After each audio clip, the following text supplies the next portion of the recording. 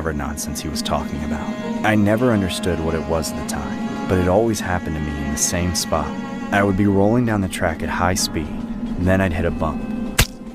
Or more like a soft, wet thud beneath my wheel. When we got back to the station, the workers would quickly pull us aside and hose us down before anybody saw. This would happen to either me or Henry 3 or 4 times a week on a regular basis. We tried bringing this to the attention of Mr. Topham, but as usual, he didn't want to hear a word from us. He told us to keep quiet and to not tell any of the other locomotives about the wet thuds in the tunnel, or he'd send us to the scrapyard. As time went on, Henry and I began to dread going through the tunnel.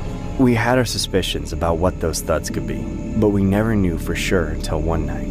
I was loading up passengers for my last ride out of the station that night, when I saw Henry come out of the tunnel with a look on his face like he was about to throw up. I looked closer and saw something stuck to his grill, a baseball hat. Henry was shaking on his rails. Sir Topham was next to him, telling him something I was too far away to hear, but it looked scary. That night, around 3 a.m., Henry woke all of us up to tell us something. He told us that he finally figured out what the source of all those wet thuds in the tunnel were. I didn't want to believe him, but I had to. I knew Henry wouldn't lie, and I knew he wasn't crazy. He had a plan to make sure it would never happen again, but he needed my help to make sure it worked. I promised him I would do it, but I was too scared. That morning, when the time came to do it, I couldn't work up the courage. Henry rolled back into his station, but right before he exited the tunnel, he slammed on the brakes.